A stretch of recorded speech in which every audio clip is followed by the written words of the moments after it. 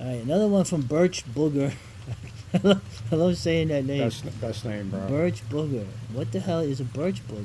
Is it this? You know, a booger man in Missouri, Arkansas. This is like a mythic. Uh, Oh, Bigfoot. eh, no, it's it was used for like backwoodsmen that would be like the uh, pre-hobo homeless guys, like late 1800s homeless guys that would live out in the woods. I even saw some like cliff housing that some of these people had made Oh, out in the out in the Ozarks. It was, it's interesting. It's not something I know much about, but I did get a tour of some Boogerman territory uh, near the Roaring River in southwest Missouri and northwest Arkansas. So thank you. Booger. So Booger asked, "What are the scariest pale faces you have encountered?" Okay, so You mean uh, means white people. Right? okay, so for them to be scary, I have to be convinced that they have killed people. Okay, um, and uh, so that's a short list. Uh, Most people don't talk about this. I interview people who have been to war and have been involved in crime, uh, and they will usually want to get blackout drunk with you. They want to know they can trust you. So, scariest pale faces. Um, the operator. He's a man who used to be a law officer who's often told me if he wouldn't go into law enforcement, he would have gone the other way.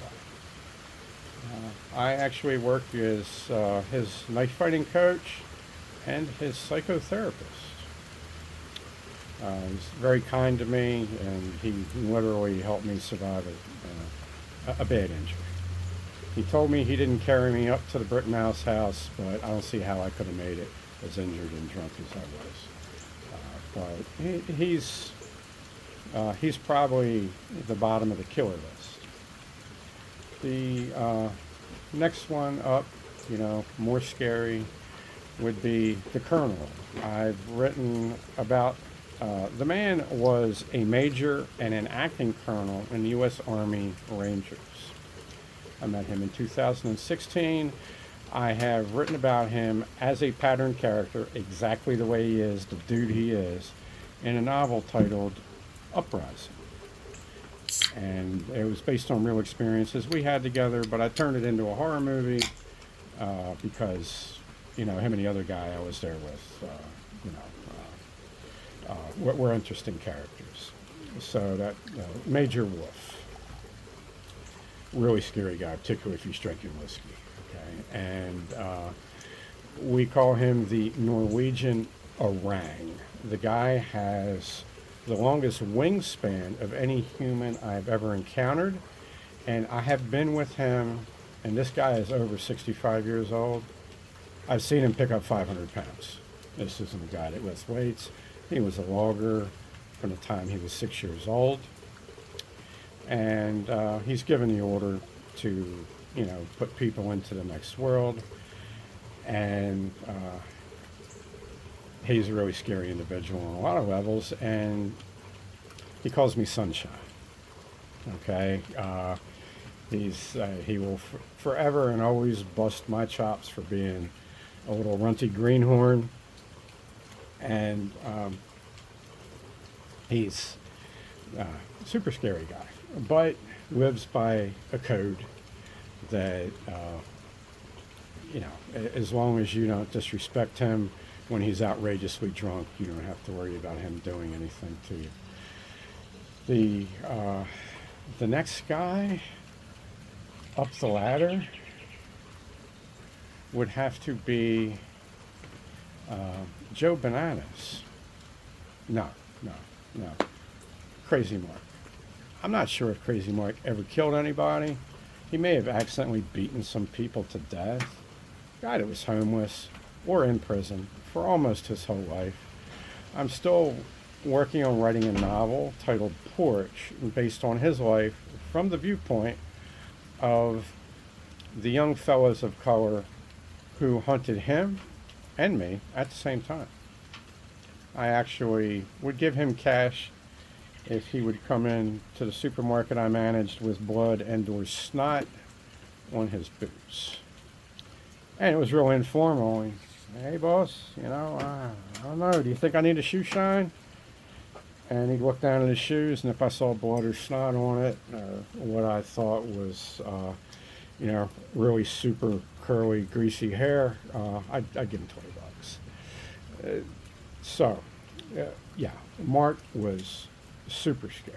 Everybody that met Mark was pretty much terrified of Mark on one level or another. He is in different Harm City stories, you know, from the teens, from when I was writing those Harm City books in the teens.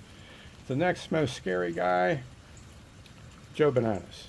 Joe Bananas is in The Logic of Steel as a real guy, telling me about stuff that he had done with a knife and stuff that he had done with a gun. After he got back from Vietnam, he collected money for a fellow he called the Prince, who was a Chinese man who he began working for when he was in Vietnam. And he survived some really nasty stuff. He was in the 101st during the Tet Offensive in Vietnam. He's not with us anymore. I coached his oldest son and his second son. And his second son could have been a professional boxer or MMA fighter as a welterweight in boxing or as a lightweight in MMA. But, you know, he did other things. A real good guy, great work ethic. I write about him under the name Dante Justine. Okay, and for the scariest paleface, he deserves his own video. Okay, so my overlords have found nobody to fill in his shoes, so he should get his own video. And besides, the last time I saw him, I was with my man here. Who's that? Okay. I was nowhere near there. Yeah. My God. Well, maybe somebody that looks like you. Okay. No way, that guy liked us, so probably why we're alive. He'll get his own video. You get his own video. Okay, so Birch Booger, my man, you get 3 videos, son. Because you got such a cool name.